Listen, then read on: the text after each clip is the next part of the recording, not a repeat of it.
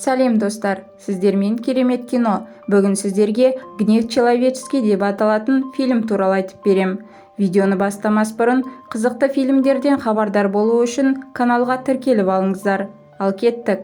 Бұл Лос-Анджелес қаласы. Осы қаладағы ақша тасымалдайтын Фортико компаниясының инкассатор бөліміне Патрик Хилл есімді мінезі тұйық ер адам жұмысқа орналасып жатыр.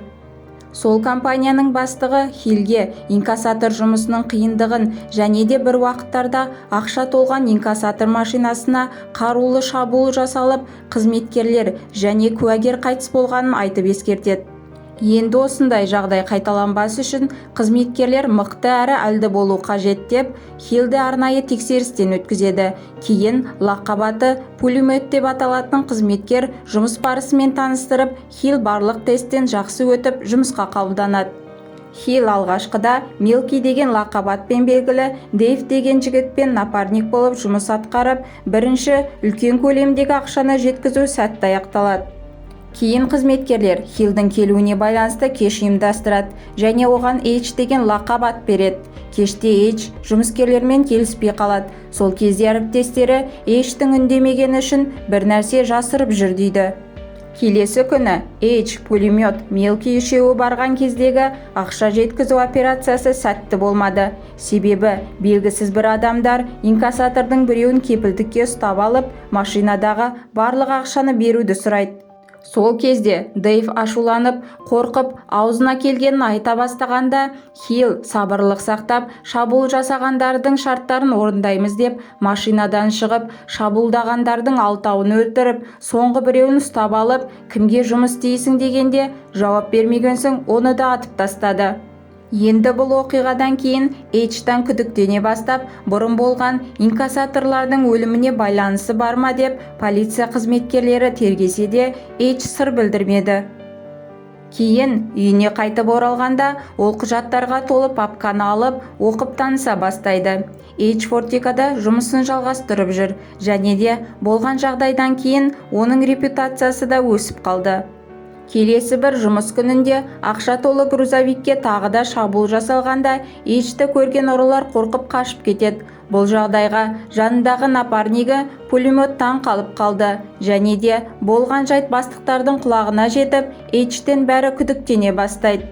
Жұмыстан кейін H сол Фортиконың қызметкері Данамен бірге болады. Сол түні ол үйінен үлкен көлемдегі ақшаны көріп, әйелді тергей бастайды да, ол бір істі зерттеп жүргенін білдіртіп қояды.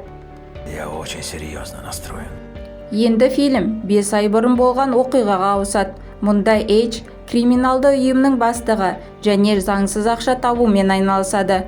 Күндердің бірі ол жалғыз ұлымен уақытын өткізейін деп еді, Майк хабарласып, Фортико компаниясының инкассаторлық көлігі туралы біліп ал дейді. Себебі олар осы ақшаны ұрламақшы. Кейін H жолда дүкенге кірем деп сылтауратып, шығып инкассаторлық көлікті бақылап тұрғанда, бұл көліктегі ақшаны басқа адамдар шабуылдап ұрламақшы екен.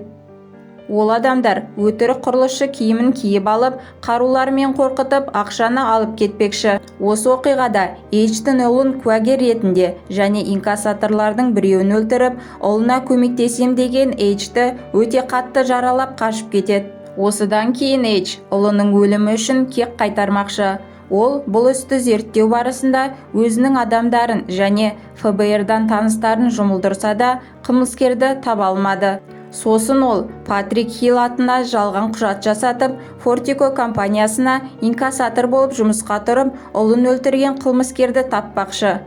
Ал мына ер адамдар бұрынғы әскерилер, олар қазір ақшалары болмағандығынан, жалыққандықтан арам ақша тауып күндерін көріп жүр.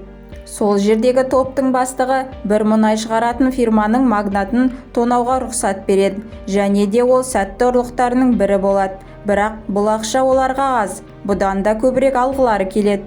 Сөйтіп олар Фортико компаниясының инкассатор машинасына шабуыл жасап ақшаға ие болмақшы. Ол жақта олардың өз адамы бар болғандықтан, олар клинингтік компанияның қызметкері болып, еш қиындықсыз дорба-дорба ақшаларды алып шығады.